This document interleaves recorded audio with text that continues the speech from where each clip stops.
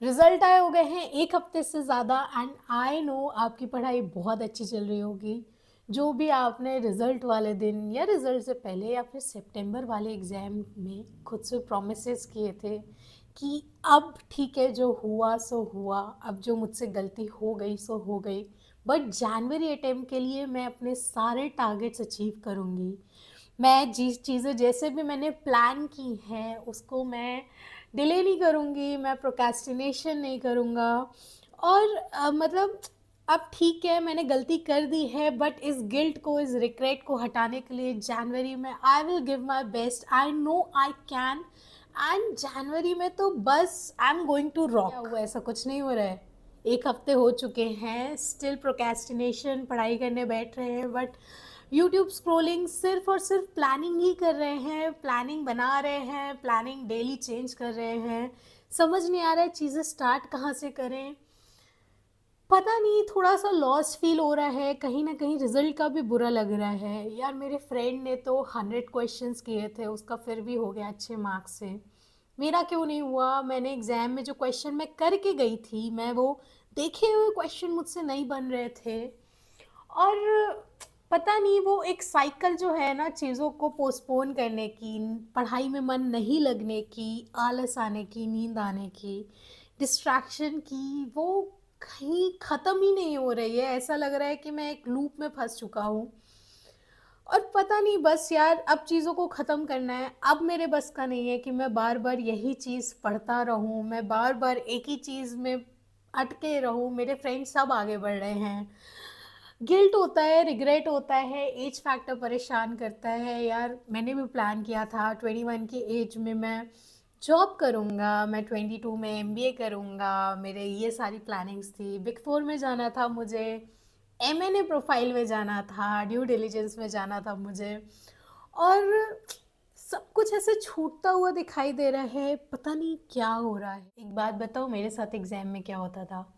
मैं कॉन्सेप्ट्स अच्छे से पढ़ के जाती थी, मैं क्वेश्चन भी देखती थी। इनफैक्ट जो क्वेश्चन मैंने 1 हफ्ते के अंदर देखे हैं, वही सेम क्वेश्चंस उठा के एग्ज़ाम में आ जाते थे। और फिर पता नहीं क्या होता था मुझे कि मैं एक सिली मिस्टेक कर देती थी, या फिर बहुत बेसिक सा डाउट मेरे दिमाग में आ जाता था, और शायद उस क्वेश्चन को सॉल्व करने के बाद भी मैं इतना कॉन्फिडेंट नहीं रहती थी कि हाँ, अगर वो 8 मार्क्स का क्वेश्चन है तो मुझे 7 मिल ही जाएंगे। एक चीज़ और होती थी मेरे साथ, मैं चीज़ों को पढ़ के जाती थी। मैं 2 दिन पहले ही उसी सेम टॉपिक को मैंने देखा है, पर एग्ज़ाम में मुझे ना वो चीज़ थोड़ी धुंधली-धुंधली याद आती थी। अब ये सारी बातें तो तब की हो गई जब मैं पढ़ के जाती थी और एग्ज़ाम में मुझे चीज़ें नहीं बनती थी या फिर कम याद आती थी। तब का क्या, जब मेरा पढ़ाई करने में मन नहीं लगता था एंड पूरा मेरा एक अटेम्प्ट मैंने सिर्फ, पता नहीं, मैं लेटी रहती थी, मेरा कुछ करने का मन नहीं करता था, बुक्स खोलती थी तो अजीब सा लगता था, घुटन होती थी, किसी से मिलने का मन नहीं करता था, किसी से बात करने का मन नहीं करता था, लगता था तो कोई मुझे समझने वाला ही नहीं है। मैं पढ़ना चाहती थी, मैं लिटरली पढ़ना चाहती थी, मैं जानती थी कि मैं बहुत कुछ कर सकती हूँ, मैं ये एग्ज़ाम आसानी से क्लियर कर सकती हूँ, बट स्टिल कहीं ना कहीं मेरे अंदर वो मोटिवेशन, वो एनर्जी मुझे फील ही नहीं होती थी कि मैं पढूं। या मैं पढ़ने बैठती थी तो आधे घंटे बाद मैं गिव अप कर देती थी, फॉर द सिंपल रीज़न मुझे इंटरेस्ट ही नहीं आ रहा था। शायद वो सब्जेक्ट मुझे टफ लगते थे, शायद वो सब्जेक्ट मैं पढ़ के गई थी अच्छे से, फिर भी मेरा नहीं हुआ था।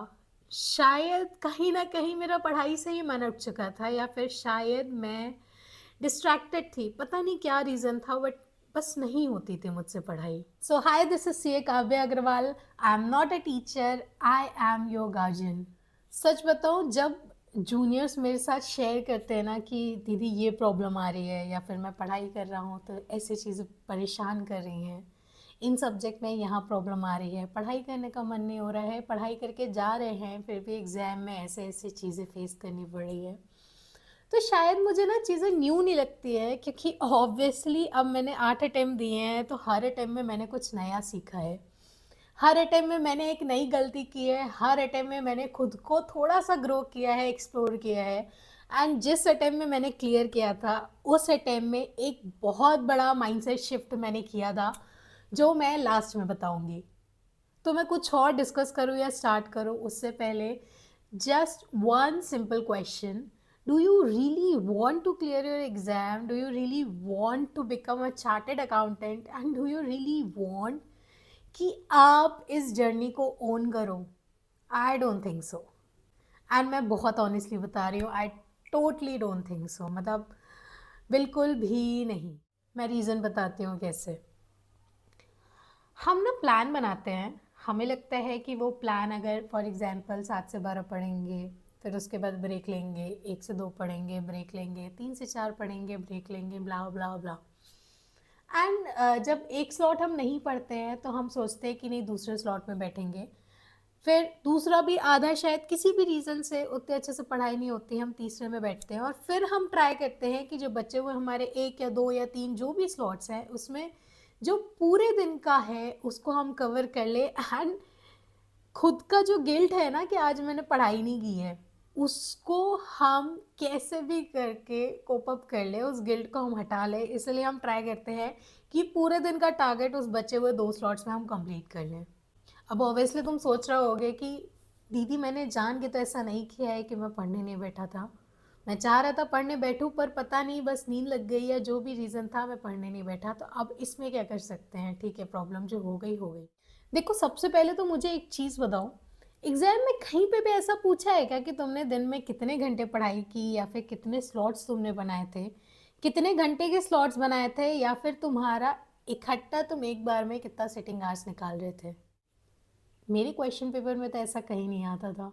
चलो एक और क्वेश्चन का मेरा आंसर दो, तुम्हें क्या लगता है हम टारगेट्स क्यों बनाते हैं? हमारा मोटिव 12 घंटे अचीव करना है, 14 घंटे अचीव करना है, या फिर हमारा टारगेट है कि जो मॉक टेस्ट सीरीज़ हमने खरीदी है उसको ऑन टाइम अच्छे से एग्ज़ाम देना है और उसमें अच्छे मार्क्स आने चाहिए, या फिर हमारा टारगेट है कि ICAI का जो मेन एग्ज़ाम होता है उसको हमें क्लियर करना है कॉन्फिडेंस के साथ, अच्छे मार्क्स के साथ? मैं भी कैसी बात कर रही हूँ, ऑब्वियसली थर्ड वाला। बट सच सच मुझे बताना, जब आप प्रिपरेशन करते हो या प्लानिंग करते हो तो आपका मोटिव सच में थर्ड वाला बचता है कि कहीं ना कहीं फर्स्ट और सेकंड वाला आपका मोटिव हो जाता है? हाँ, पर दीदी थोड़ा समझ नहीं आ रहा है, अच्छे से बताओ ना।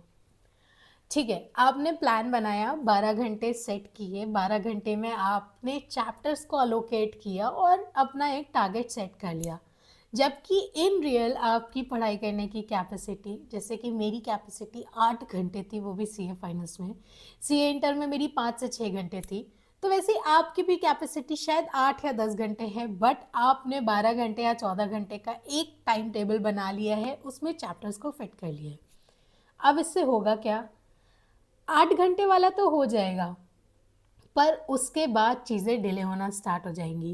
एंड मैं ऑनेस्टली बताऊं, 8 घंटे वाला भी नहीं होगा, क्योंकि दिमाग में कहीं ना कहीं यही चल रहा होगा कि यार मैं चीज़ें कर रहा हूँ बट मुझे उस स्पीड से होते हुए नहीं दिख रही है कि मैं 12 घंटे का जो भी मेरा प्लान्ड टारगेट है वो मैं अचीव कर लूँ। तो अब इसके लिए क्या कर सकते हैं? बहुत सिंपल सा है, इंडेक्स खोलो, इंडेक्स में सारे चैप्टर्स लिखे हुए हैं, उनके सामने लिखो तुम्हारे हिसाब से कितना टाइम लगना चाहिए, टोटल लगाओ, +1 या +2 करो, तुम्हारे पास उस सब्जेक्ट के लिए अलोकेटेड नंबर ऑफ डेज आ गए हैं। ठीक है, उसके बाद एक्सेल शीट खोलो, उनको मिक्स एंड मैच करके प्लॉट करो, टफ, इजी, मीडियम सबको मिक्स मैच करके प्लॉट करो। प्लॉट ऐसे करो कि प्लीज़ अब तुम्हारे पास नंबर ऑफ आवर्स लिखे हुए हैं, थोड़ा सा खुद को अंडर एस्टिमेट करो, मत करो ओवर एस्टिमेट, मत करो एक्चुअल एस्टिमेट, अंडर एस्टिमेट करो, उन चैप्टर्स को प्लॉट करो। एंड तुम्हें ये देखना ही नहीं है तुम कितने घंटे पढ़ रहे हो, आज तुमने कितने घंटे का आज आउटपुट निकाला। सिंपल सा है, तुमने एक्सेल शीट में वो चैप्टर्स प्लॉट कर लिए हैं, तुम्हें पता है तुम्हारे 1 जनवरी से एग्ज़ाम है या 3 जनवरी से एग्ज़ाम है, जब से भी एग्ज़ाम है तुम्हें उससे पहले इस दिन तक ये चीज़ ख़त्म हो जानी चाहिए थी। तुम्हारे पास शीट में टारगेट्स है, उस डेट के हिसाब से चीज़ें अलोकेटेड है, तो सिंपली आज का टारगेट उठाओ, ख़त्म करो, दैट्स इट। बुक बंद करो, पढ़ना बंद करो, आज का टारगेट हो गया है, बस अब मैं नहीं पढ़ने वाला हूँ। बहुत सिंपल सी बात है, 10 घंटे, 12 घंटे, 14 घंटे का कुछ टारगेट निकालना ही नहीं है। अलोकेटेड टारगेट आपका 5 घंटे में हो गया, कोई बात नहीं, 5 घंटे में बुक बंद करो, घूमने जाओ। 8 घंटे में हुआ है, 8 घंटे में बुक बंद करो, घूमने जाओ। यार 24 घंटे होते हैं दिन में, अगर आप मतलब हर आधे घंटे में ब्रेक लेके 5 मिनट का फिर भी पढ़ रहे हो ना, तब भी मतलब मेरे हिसाब से ठीक है, 100% टारगेट मे बी ना हो पाए, बट 90% टारगेट तो हो जाएगा ना। And what matters most is कि चीज़ें आपकी अभी से प्लान्ड हो, आपके टारगेट्स अभी से अचीव होते जाए, फॉर द सिंपल रीज़न कि एग्ज़ाम टाइम में प्रेशर ना क्रिएट हो। एग्ज़ाम में जो 1.5 डेज़ मिलते हैं उसमें चीज़ें आपको याद ना करनी पड़े, उसमें आप चीज़ों को रिवाइज करो। एंड एग्ज़ाम में वो जो 3 घंटे मिलते हैं ना, उसमें आपको चीज़ें बहुत अच्छे से याद है। पूरा का पूरा मोटिव ही इस प्लानिंग और प्रिपरेशन जर्नी का होता ही यही है कि उस 3 घंटे में आपको चीज़ें अच्छे से याद आनी चाहिए। जबकि हमारी पूरी प्रिपरेशन जर्नी का मोटिव ही हम यही बना देते हैं कि हमें 12 घंटे पढ़ना ही पढ़ना है। अब तुम्हें लग रहा होगा कि दीदी मैं प्लान तो बनाता हूँ, ऐसे मैं टारगेट्स और टॉपिक्स भी अलोकेट करता हूँ, पर मेरा वो कभी अचीव ही नहीं हो पाता है, इसलिए मैं बनाना ही बंद कर दिया हूँ या फिर मैं चीज़ों को चेंज करना स्टार्ट कर दिया हूँ। सी, मैं ये नहीं बोल रही हूँ कि तुमने सेकंड को अगर एक्स वाई जेड अलोकेट किया है और थर्ड को तुमने ए बी सी अलोकेट किया है तो तुम्हें उस दिन वही ही पढ़ना है। तुम्हें थर्ड वाला पढ़ने को मन है, फोर्थ वाला पढ़ने का मन है, सेकंड को ही जस्ट उठाओ, पढ़ना स्टार्ट करो। सिर्फ पढ़ाई करने से मतलब है, तुम्हें पढ़ाई करनी है, सिर्फ उससे एग्ज़ाम क्लियर होने वाला है। तुम कितनी भी प्लानिंग कर लो, तुम कितना भी स्मार्ट वर्क कर लो, कितना भी तुम एकदम वाओ वाली तुम प्लानिंग और स्ट्रैटेजीज बना लो, unless and until you are not studying you are not going to clear the exams. और अगर पढ़ाई करने में आधे घंटे से ज़्यादा मन नहीं लग रहा है, कोई बात नहीं, उठो, टेक अ वॉक, 5 मिनट का ब्रेक लो, फिर पढ़ने बैठो। किसी ने नहीं बोला है कि 2.5 घंटे का इकट्ठा बैठ के स्लॉट निकालना ही निकालना है। अब चलो मैं उस बात पे आती हूँ जो मैंने बोला कि मैंने एक बहुत बड़ा माइंडसेट शिफ्ट किया था अपने लास्ट अटेम्प्ट में, and it really helped me. यार मुझे एक चीज़ सच सच बताओ, जब सीए जर्नी में तुमने एंटर भी नहीं किया था या फिर तुमने अपना सीपीटी या फाउंडेशन दिया था, उससे पहले तुम किसी सीनियर से मिले थे जो रिसेंटली क्वालिफाइड था या फिर जिसको क्वालिफाई किए 2-3 साल हो चुके थे, तुमने उसको किस माइंडसेट या किस नज़रिए से देखा था? मतलब मुझे तो याद है, मैंने जब मैं एक सीनियर से मिली थी तो मुझे ऐसा लग रहा था कि यार भाई इनको कितनी नॉलेज होगी, ये जब किसी से बात करते होंगे या फिर इनकी पर्सनालिटी कितनी स्मार्ट होगी, इनकी कम्युनिकेशन स्किल्स कितनी अच्छी होगी, एंड इन्होंने कितनी ज़्यादा पढ़ाई की होगी एग्ज़ाम क्लियर करने के लिए। ये तो ऑफिस में जाते होंगे तो मतलब ये तो पूरा नॉलेज का भंडार होंगे, इनको सारी चीज़ें आती होगी, इनका कैलकुलेशन कितना स्ट्रांग होगा, और पता नहीं क्या क्या मेरे दिमाग में सिर्फ और सिर्फ पॉजिटिव चीज़ें आई थी। पर एक बात मुझे सच सच बताओ, तुम मतलब एज अ सीनियर पोजीशन अब, are you really owing your journey? मतलब तुम सीए फाइनल्स क्लियर करने के बाद तुम चार्टर्ड अकाउंटेंट बन जाओगे, you will be a professional, और उसके बाद तुम सीधा मार्केट में जाओगे। सीए इंटर क्लियर करने के बाद तुम सीधा सीए फाइनलिस्ट बन जाओगे, तुम आर्टिकलशिप में जाओगे, तुम वहाँ पे क्लाइंट्स के पास जाओगे, क्लाइंट्स को तुम हैंडल करोगे, क्लाइंट्स का तुम काम करोगे। So do you really feel कि तुम जो कर रहे हो, तुम जितनी मेहनत कर रहे हो, that is up to the mark? मतलब मुझे एक चीज़ बताना कि जब भी हम प्रिपेयर करते हैं ना, तो हम सबसे पहले ये ढूंढते हैं कि कहीं से हमें वो 100 क्वेश्चंस की लिस्ट मिल जाए, वो 100 इम्पॉर्टेंट क्वेश्चंस जिनको हम सॉल्व करके चले जाए और एग्ज़ाम में हमें वही सेम टू सेम क्वेश्चन मिल जाए, एंड हम उनको बहुत कन्वीनियंटली सॉल्व करके आ जाएं। But but just think for a moment कि अब सीए एक प्रोफेशनल बनने वाला हो एंड यू आर एक्सपेक्टिंग कि एग्जाम्स में मुझे कॉपी पेस्ट क्वेश्चन मिल जाए। इफ़ कॉपी पेस्ट क्वेश्चन नहीं भी मिलता है, थोड़ा सा सिमिलर चेंज के साथ मिलता है, तो that is okay for me, but अगर कुछ चीज़ें ज़्यादा चेंज कर दी जाती है तो मेरे लिए एग्ज़ाम बहुत ज़्यादा टफ हो जाता है। फॉर द सिंपल रीज़न, मैंने इतनी प्रैक्टिस ही नहीं की है कॉन्सेप्ट्स की कि मैं कॉन्फिडेंटली कोई नए क्वेश्चन को टैकल कर पाऊँ। ठीक है, ये सब छोड़ो, ये सब तो बड़ी बड़ी बातें हो गई। एक बार एग्ज़ाम कैसे भी क्लियर हो जाए फिर तो काम सीख ही लेंगे, पर्सनालिटी, कम्युनिकेशन, नॉलेज, सब सारी चीज़ें आ जाती हैं बाद में। तो फिर मुझे ये बताओ कि सीए फाइनल का एग्ज़ाम है तुम्हारा, तुम इतनी प्रैक्टिस ही नहीं करके जा रहे हो लिख के, तुम इतने क्वेश्चन ही नहीं सॉल्व कर रहे हो, तुम इतने शॉर्टकट्स ढूँढ रहे हो, तुमने इतना हार्ड वर्क किया ही नहीं है कि तुम क्लियर करने के बाद तुम्हें ये चीज़ लगे कि हाँ, मैंने ये कर लिया, I did it, I went through it, मैंने बहुत हार्ड वर्क किया and it was all worth it. पता है एक बात बहुत ऑनेस्टली बताऊँ, स्मार्ट वर्क का मतलब ये कभी भी नहीं होता है कि आप हार्ड वर्क का रेशियो कम कर दो, शॉर्टकट्स ढूंढो और उन शॉर्टकट्स को आप स्मार्ट वर्क का नाम दे दो। स्मार्ट वर्क का काम ये होता है कि जो आपका हार्ड वर्क है वो ऑन ट्रैक रहे, वो टू द पॉइंट फॉल करे एंड उस हार्ड वर्क का आप बेस्ट आउटपुट निकाल सको, वो स्मार्ट वर्क का काम होता है। सो प्लीज़ शॉर्टकट्स ढूंढना बंद करो, स्टार्ट सॉल्विंग क्वेश्चंस। मैं खुद के एक्सपीरियंस से बता रही हूँ, मेरे एएफएम में 44-45 मार्क्स आए थे। मेरे कॉन्सेप्ट्स बहुत अच्छे थे, मैंने चीज़ें बहुत अच्छे से पढ़ के भी गई थी, बट एग्ज़ाम में मेरी इतनी सारी सिली मिस्टेक्स हुई थी फॉर द सिंपल रीज़न, शायद मैंने नंबर ऑफ़ क्वेश्चंस उतने सॉल्व नहीं किए थे लिख कर।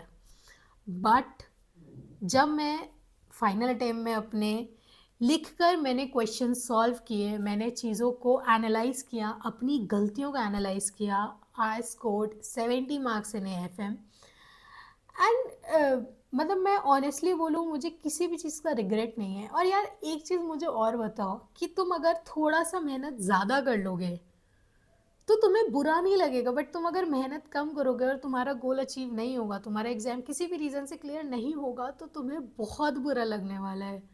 तो हार्ड वर्क करने से क्यों डर रहे हो यार? थोड़ी सी ज़्यादा पढ़ाई कर लोगे अगर, तो तुम्हारा कुछ बुरा नहीं होने वाला है। इनफैक्ट तुम इंटरव्यू में ज़्यादा कॉन्फिडेंट रहोगे, तुम्हारी केस स्टडीज़ तुम्हारे सामने अगर कोई आ जाएगी तो तुम उसको बहुत ईज़िली टैकल कर पाओगे।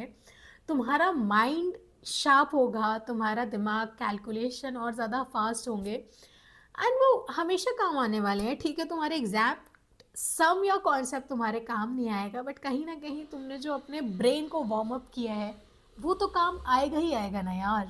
Sorry for the pause, but thank you so much for understanding my point of view कि मैं मेंटरशिप किस पॉइंट ऑफ व्यू से प्रोवाइड कर रही हूँ। And yes, early bird offer is still active. In case of any help, any problem, you can reach me out. सिर्फ mentorship के लिए नहीं, if you want any help just reach me out. या फिर से बोल रही हूँ, अगर इस अटेम्प्ट को अपना लास्ट अटेम्प्ट बनाना है, just own it, feel it, believe your self, तुम कर सकते हो, ऐसा नहीं है कि तुम नहीं कर सकते हो। थोड़ा सा पेशेंस चाहिए, थोड़ा से थोड़ा ज़्यादा पेशेंस चाहिए, क्योंकि ऑब्वियसली पढ़ाई करने के लिए एफर्ट्स सबसे ज़्यादा लगते हैं। बट छोटे छोटे ब्रेक लो, नहीं हो रही है बहुत ज़्यादा पढ़ाई इकट्ठा बैठ के, कोई बात नहीं, 4 घंटे से 6 घंटे से पढ़ाई स्टार्ट करो। हो सकता है तुम्हारा जो डिज़ायर्ड टारगेट है या फिर जो तुम्हारे दिमाग में बेंचमार्क सेट है कि एक दिन में इतना तो हो जाना चाहिए, वो अचीव नहीं होगा, बट एटलीस्ट पढ़ाई होगी, एक फ्लो बनेगा। एंड एक चीज़ और बोलूँ ना, तो ऐसा कुछ भी नहीं है कि अगर एक दिन में तुमने एक चैप्टर उठाया है या फिर एक दिन में तुमने अगर फॉर एग्जांपल एफआर उठाया है या फिर तुमने अकाउंट्स उठाया है, तो एक दिन में तुम्हारे 3-4 इंडेस या फिर एएस हो ही जाने चाहिए आइडियली। ऐसा कुछ भी नहीं है।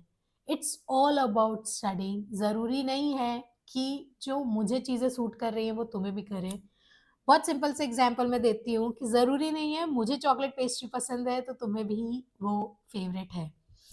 तो अच्छे से पढ़ाई करो, खुद को समझो, खुद की स्ट्रेंथ और वीकनेस को समझो, गलतियाँ करो इस पूरे प्रिपरेशन जर्नी में। गलतियाँ करना बहुत इम्पोर्टेंट है, जितने ज़्यादा आप क्वेश्चन सॉल्व करोगे उतने ज़्यादा आपको अपनी मिस्टेक्स पता चलेंगी, जितनी ज़्यादा मिस्टेक्स अभी पता चलेंगी उतने ज़्यादा वो मिस्टेक्स एग्ज़ाम में होने के चांसेस कम होंगे। सो प्लीज़ मिस्टेक्स करो, प्लीज़ पढ़ाई करो, हार्ड वर्क करो, क्वेश्चन को लिख के सॉल्व करो। And in case of any help, just reach me out.